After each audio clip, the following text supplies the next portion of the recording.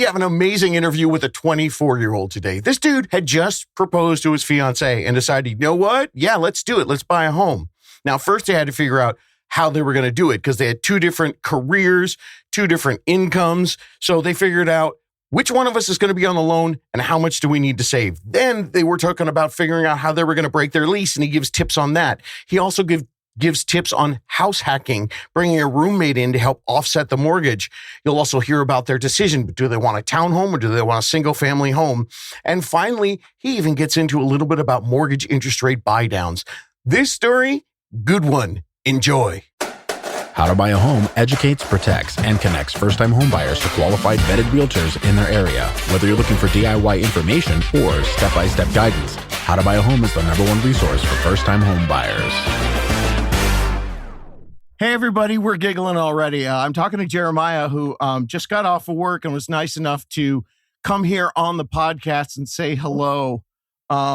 Jeremiah, you just closed on a home this year in 2026. How you doing, man? I'm doing good. Yeah, pretty excited to own a home. Yeah, you're like at home right now in your own house, huh? Yep. We just planted some new grass seeds, so I got my little grass babies. My wife is calling me the grass guy. Dude, it's a thing. Yeah, it's a thing. It is indeed. I never knew about it, and then I got a house, and I was like, "Oh my god!" And now I'm into my roses. It's ridiculous. Oh yeah. Okay, give us your biggest tip right off the bat. You're a young dude. How old are you? I'm only 24. Yeah. Okay. So give us your biggest tip for how the hell a 24-year-old buys a home, man. Well, get yourself a wife that also works. I mean, I definitely think that having a wife that works is pretty important, at least in today's age. But I think just kind of go into it with open hand kind of posture, where it's just you don't know necessarily what you're going to find and what you're going to expect. I mean, we went into it let's just kind of talk to some people and see kind of where we're at. I wasn't really expecting to buy a house this year. I thought it'd kind of be we'll get you ready to buy a house maybe in 2027 or something. But they were like, hey, I think you're ready now. And so it's just kind of, I guess having that kind of open handed posture, and not trying to buy it and trying to rush into things. So I say that's probably the biggest tip. That's cool. I always talk about the path of least resistance for home buyers. And I talk about your options. I like that open hand posture. That's cool. And your wife's a nurse and you're a union guy, right? Yep. Okay. Are you still an apprentice or did you move up? Yep. Okay. I'm still an apprentice. It's a 5-year apprenticeship. I'm a third year. So I'm making, I think I'm at 70 to 75% of what a journeyman makes, which is in Oregon. I'm in the sheet metal union. I think we're at $56 an hour. So I'm making 41 or something like that. Yeah.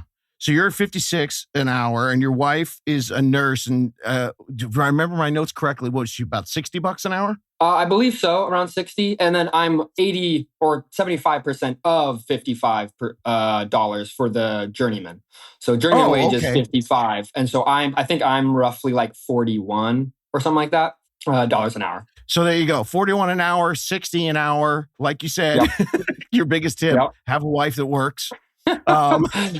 So this is so cool because when you reached out to me, I didn't write down the book, or was it a book or a podcast? Who were you listening to? Do you remember?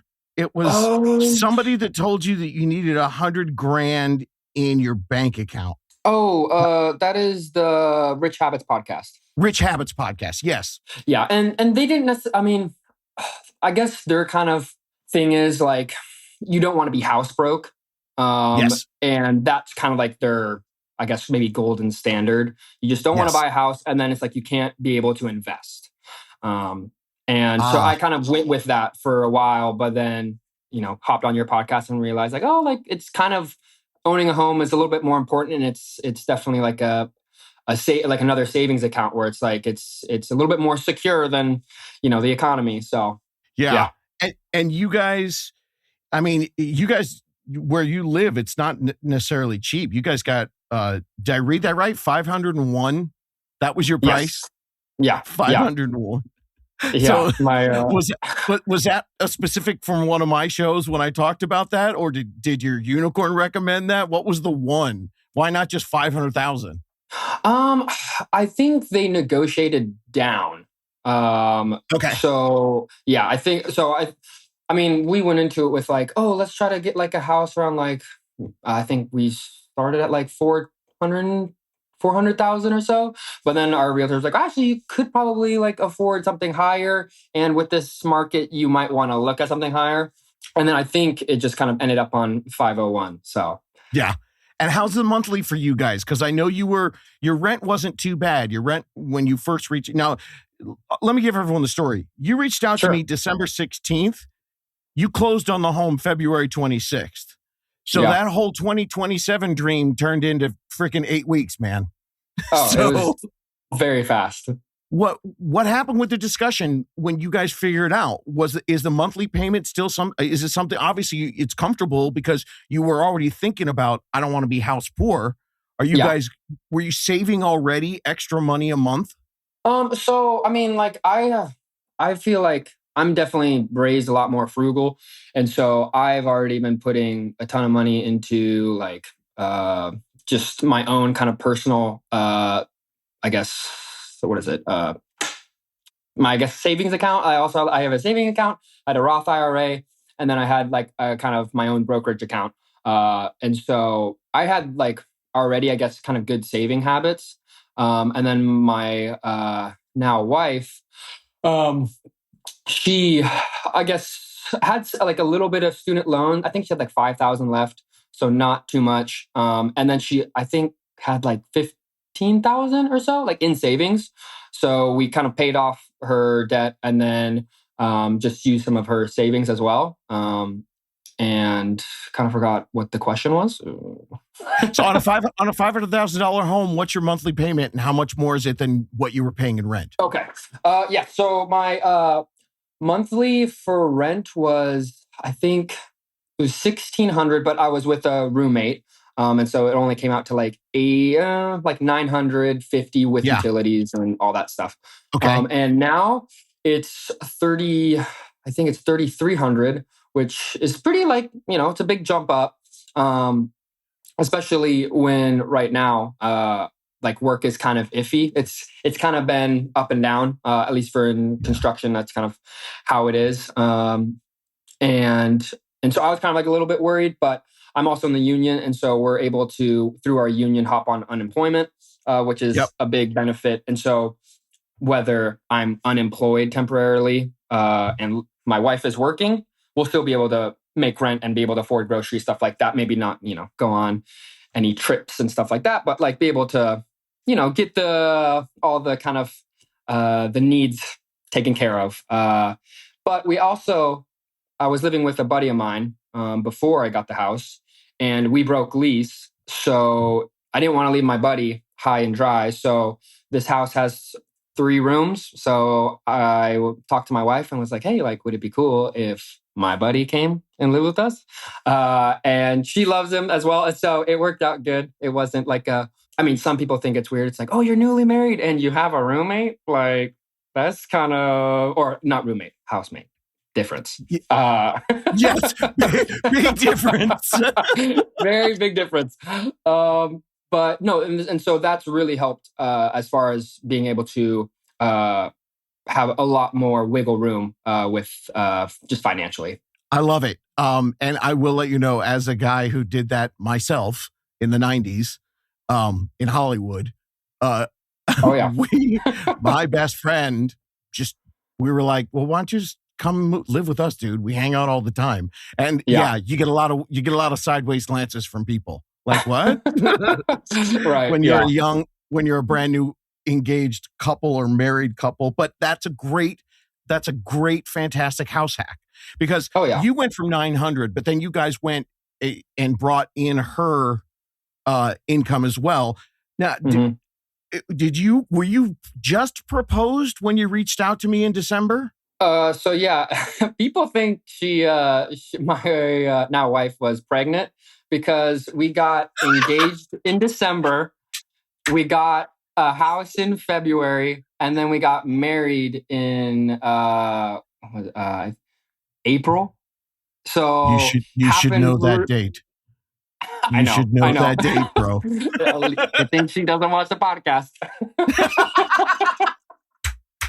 uh, but January, but we're February, gonna April. and Proposed, yeah, house, married. yeah. Yep.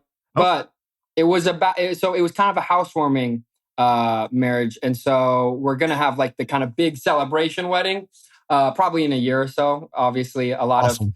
big things that cost quite a bit of money. So people are like freaking out. They're like, oh my God, we weren't invited to the wedding. You bought a house. Like, what the heck? So yeah, a lot of big Okay. events.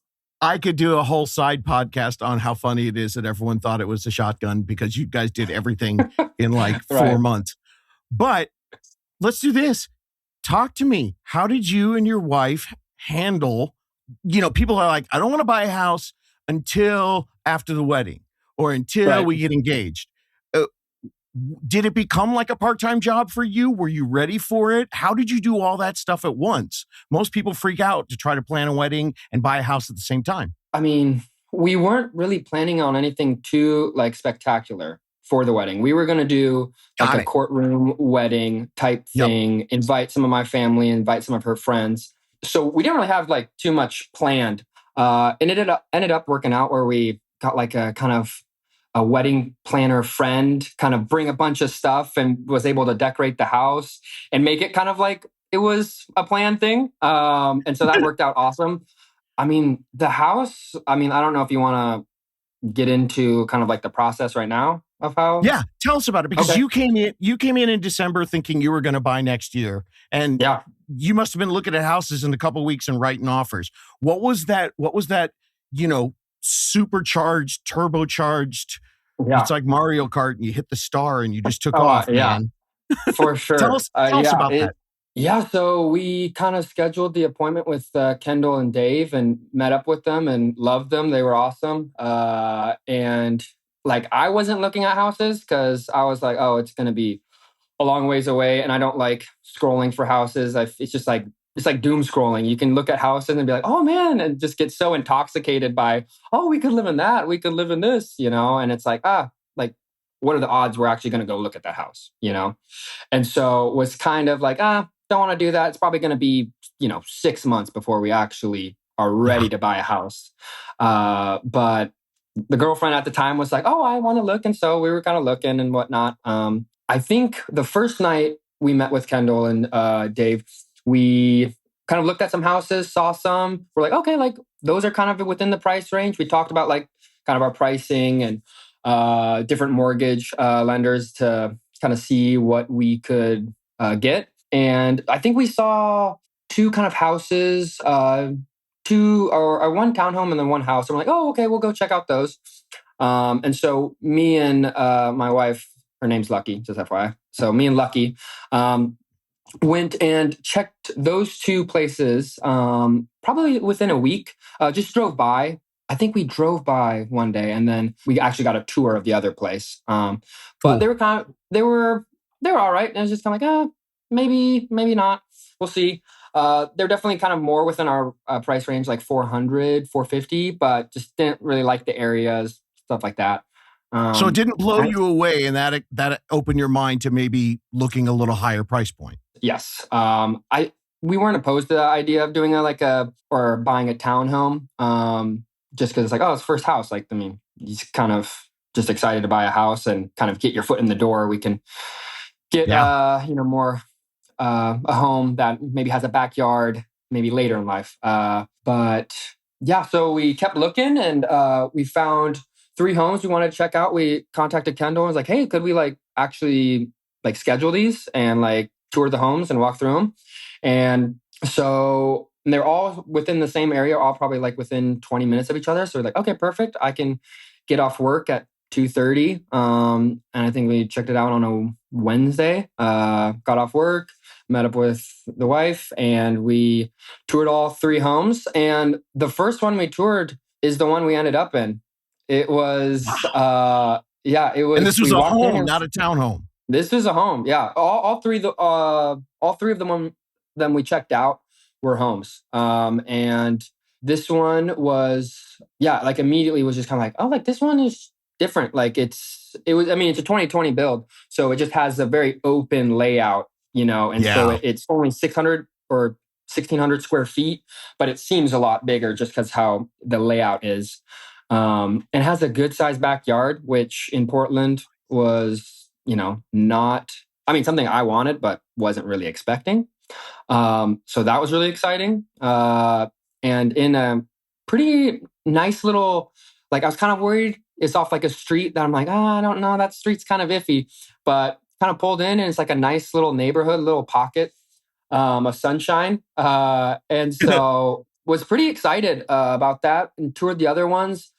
Other houses were great too. One of them was I loved, but I think it was just a little bit too much house for us because I think it had 4 or 5 rooms, but they were asking like $540 for it when if I had the money, would have probably paid like $620 for it because like it was a nice house.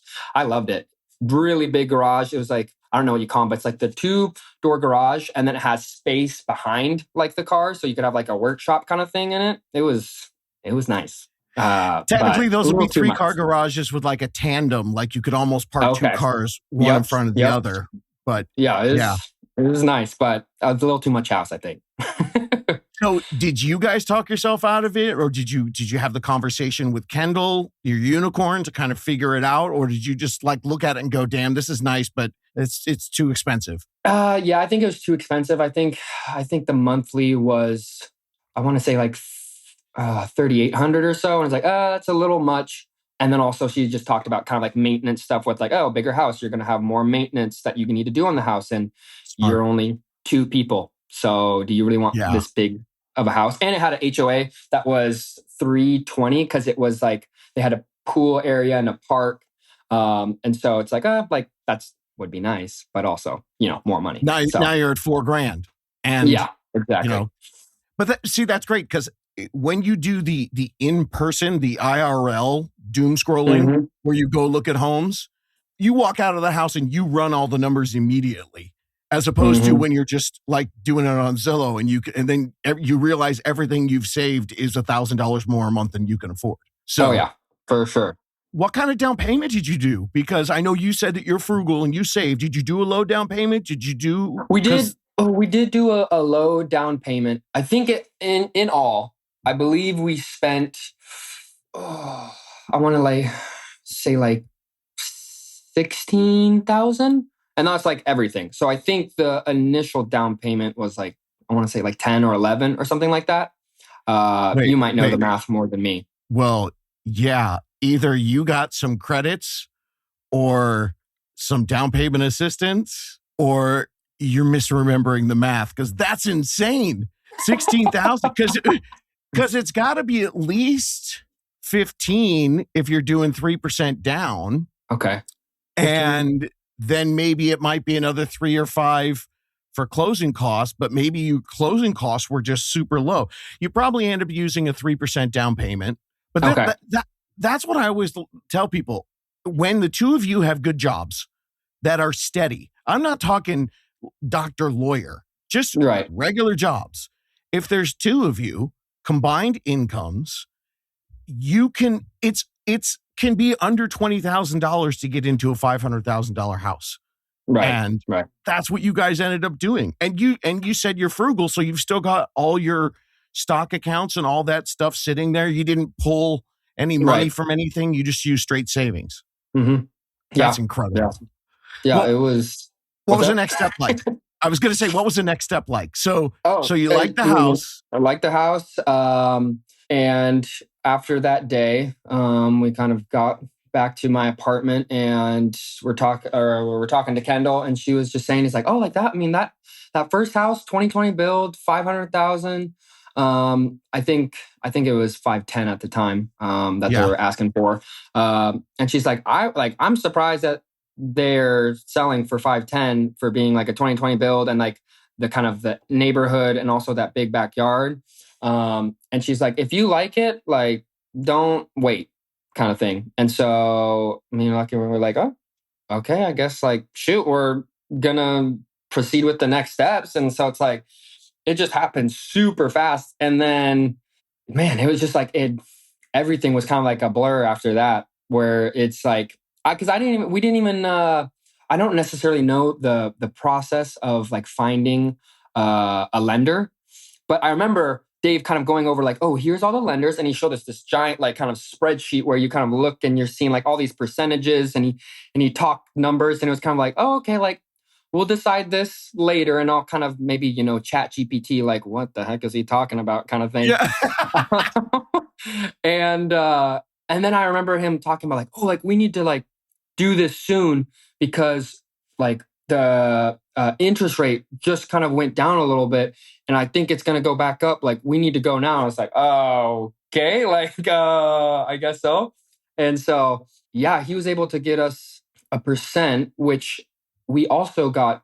I don't know how Kendall got us credit, but she got us some credit, and then she was able to buy down the interest rate, which I don't know if you've talked about that, but I didn't realize that was a thing. She was like, oh yeah, I was like able to get you like, 5 point, I think it's the initial is now like 5.725 or something like that. Yep. And so she was like, yeah, I was able to buy down your interest rate. And I was like, oh, okay. I didn't know you could do that. Yeah. So yeah, that was awesome. And super cool that she did that. And it was like, I didn't even know what was going on. I felt like there was a lot of stuff they did behind the scenes that I had no idea what was going on, but it saved us a lot of money. I know that. I'm telling you what, man, if we just put like your bullet points on Reddit in the subreddit, first time home buyers, everyone would be like, think that you're some kind of crazy super financial god who've been working on this for a year and a half. But that's what I tell people. The right team, that those unicorns are like, oh, like nobody knows how we make the sausage back here, but it's just years of experience. And yeah, man, buying down the points. We actually did just do a podcast on that because it's like, after 7 years, I have to recycle all the topics because most people are in for 6 months and then they're gone. I mean, look at you, dude. It was December and you had a house by the 26th. So I'm sure you took me off your play in February. So I'm sure I was off your playlist pretty fast because you're like, sadly so. I know. I missed your funny humor.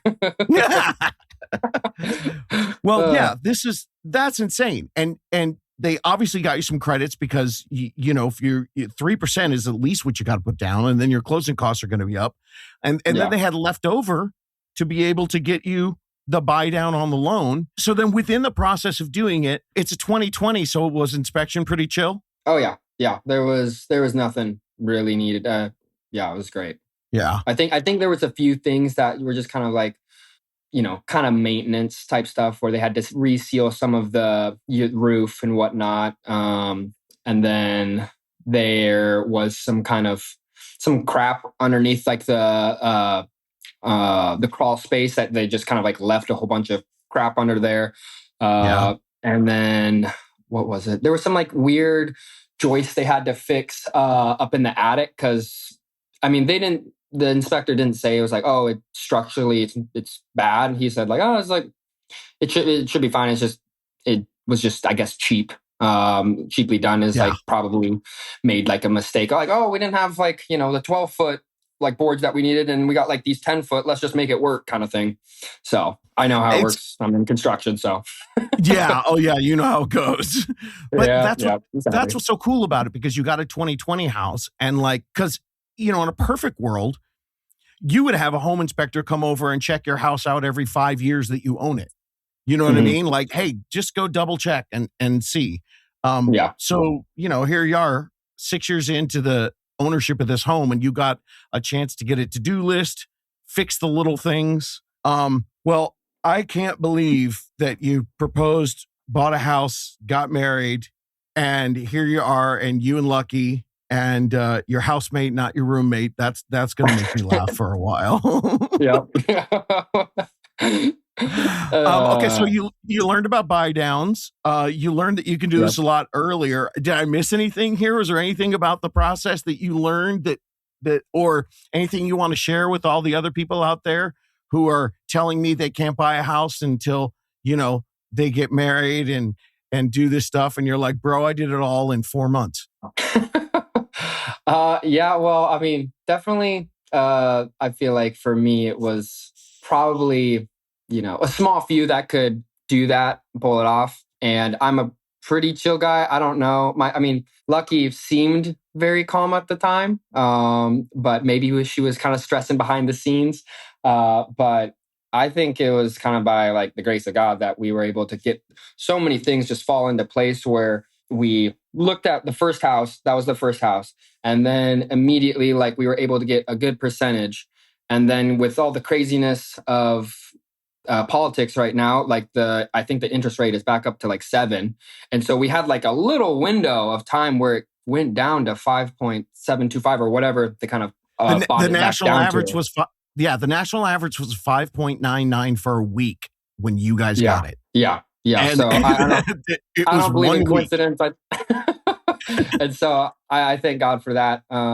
And I mean, yeah, like don't rush it. Like for me, it's like I saw that second house and I was like, ooh, like I could maybe stretch a little bit to kind of like get in that house. Cause like you want to fall in love, like be in love with that house that, but also it's just a house. Like it's at the end of the day, as long as it's got like, it's not falling apart and it's a home and you can like work on it, like make it work, and don't rush into it, plan, have some savings. And then talk to them. Cause like, I didn't think I was going to be able to, buy a house. And then they're like, oh, actually you're good to go. So just talk to them, talk to your unicorn and who knows, you might get, I don't know, gold poop. I don't know what unicorns do, but I have so much unicorn crap that gets sent to me because I said that once during a podcast like 6 years ago. Nice. I have suntan lotion that is it's called unicorn snot. There you go. And there's an air freshener that's called unicorn poop. So yeah, I have it all. There we go. Perfect. I love it. This is such a great inspirational story because, like you said, don't rush it, but you can explore your options. And, when the over purchase was in front of your face, you and Lucky pulled back, made the right move. And now you got your bitchin' house with your backyard. And have you given the housemate like a deadline? You're like, all right, bro, you got like 8 months, or is it open ended? I mean, we're really good friends, and so like we told him like I didn't want to screw him, be like, hey, you're out, and so I was like, hey, man. And also Portland's expensive. Like I live by myself and it sucked. Like even studio apartment, it's like with utilities, it was like $1,500 or something like that. And it's just like, dude, that's a lot, and it's got to be a big help for you guys, right? I mean, that's a big chunk of your mortgage. Sure. Oh yeah, for sure. It's it helps us. It helps him because like he's not going to find a spot for this cheap. Also, he has he's living with his friends, and he gets a big backyard. So there's a lot of pros and for both of us, both parties. So we're like, yeah, we can like reevaluate in a year. And so we can kind of decide then. And then also funny, just one little thing. My sister is also moving to Portland. And so she's going to need a spot to stay for probably like 4 months. So she's going to be rooming with us as well. So it's going to be a party. That's awesome. That is so cool. Well, I really appreciate you coming on. Thank you so much for coming on and sharing your story. Of course. Thank you. I appreciate all you guys did for me and my wife. And yeah, it's a huge blessing. Fantastic. Thanks, man. All right. Have a good one. Now, look, Jeremiah and Lucky's story, that's theirs. They're in a situation where things are pretty set up. He's in a union job, so he knows exactly what his promotions are going to be. She is a nurse. Lucky knows pretty much what her path is going to be. So for them, It's a more linear version of figuring out what's our approval process going to be. For you, maybe you've got something completely different. But even in that linear journey, you can hear how many different things they had to kind of work together and figure out what exactly they want to do, whether it was the house hacking or breaking the lease or, are you going to be cool with this whole roommate thing? So that's a lot of different things that affect the financial as well as the personal side. So if you want to start getting these questions answered, and most importantly, figuring out what questions you even want to ask, go to episode 400. That's the first 10 steps. After that, if you're looking for the financial help, episode 415 is a 7-part series. And anytime you want to, go to howtobuy.ahome.com and ask me a question. There's a button that says Ask David. I answer them myself. And if you're ready to talk to a local, specialized, real advocate, someone who's looking out for first-time homebuyers, go ahead and hit the button, find me a local unicorn. We'll see if we've got someone there for you. Remember, you can listen to this till you're blue in your face to 6 months, 8 months, 9 months, but there's a better way to do it. You can learn while you're interviewing and hiring the real estate team that's going to give you tips so you can do everything exponentially faster. These guys are 24 and they got a home. So you know what? I think you can do this too. Looking for more DIY education or your own personal step-by-step guidance through the home buying journey? Since 2019, How to Buy a Home has been the #1 resource for first-time home buyers. So visit howtobuy.ahome.com to get started.